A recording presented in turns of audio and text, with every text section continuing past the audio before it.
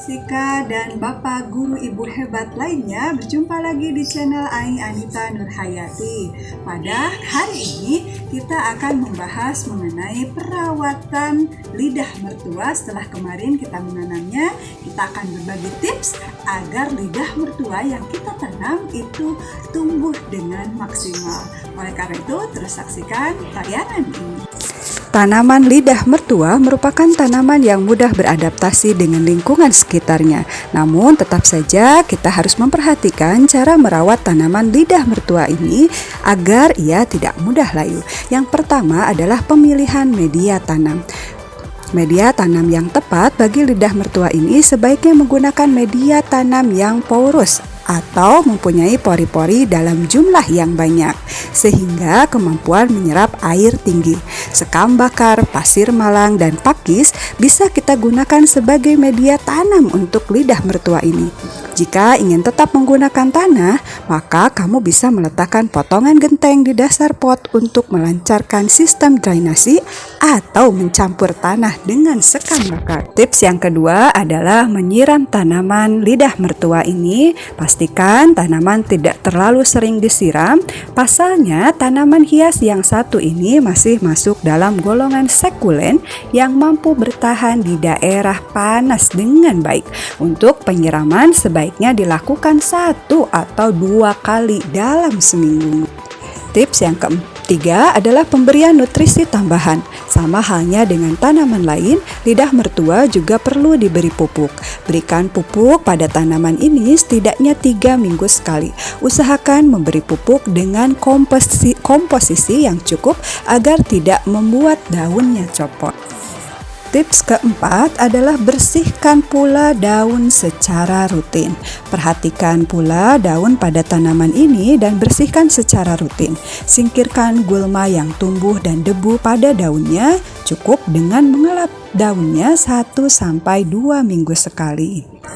Ya, tips yang kelima adalah pencahayaan. Pastikan tanaman mendapatkan cahaya matahari yang cukup. Jika disimpan di ruangan, kamu bisa menjemurnya setiap 2 hari sekali. Dengan pencahayaan yang baik, maka tumbuh dari tumbuhan ini akan lebih maksimal. Tips yang terakhir adalah kegemburan media tanam. Cek setiap 2-3 minggu sekali apakah media tanam lidah mertua ini tanahnya sudah memadat atau sudah dipenuhi oleh akar. Kamu pada tahapan ini bisa memanen tanaman tersebut atau mengganti tanahnya, atau bisa pula memindahkan tanaman tersebut ke pot yang ukurannya lebih besar. Pengecekan ini juga bermanfaat untuk memaksimalkan penyerapan nutrisi dan air yang kita berikan selama perawatan. Selanjutnya, setelah kita panen, sekarang ada bibit baru yang akan kembali kita panen atau bibit tersebut bisa kita jual. Namun sebelumnya, bibit tanaman tadi kita tanam kembali di media tanam yang baru. Nah, sekarang sudah kembali baru kan Bapak dan Ibu guru? Itulah 6 tips yang dapat diterapkan agar lidah mertua yang kita tanam tumbuh subur dan aman dari hama. Selanjutnya, untuk proyek IPAS ini, siswa-siswi kita diminta untuk menanam dan merawat pohon dalam waktu 1 bulan. Selama melakukan aksi tersebut, siswa menerapkan beberapa tips yang mereka peroleh dan melaporkannya pada format yang sudah disediakan. Siswa diminta untuk mengukur ketinggian awal dari daun atau pohon tersebut, melakukan penyiraman, pemupukan, dan berbagai upaya lain agar tanaman yang ia tanam dapat berhasil dengan baik.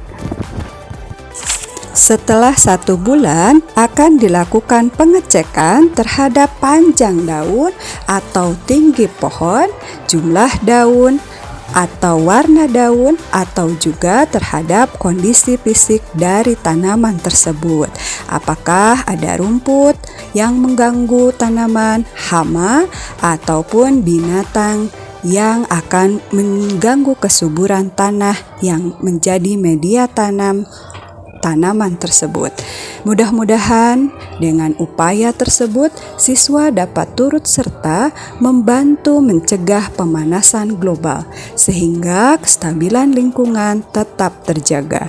Cintai lingkungan, cintai sesama. Terima kasih sudah menonton tayangan ini. Semoga tayangan ini bermanfaat. Sampai jumpa di video berikutnya. Dan Assalamualaikum warahmatullahi wabarakatuh.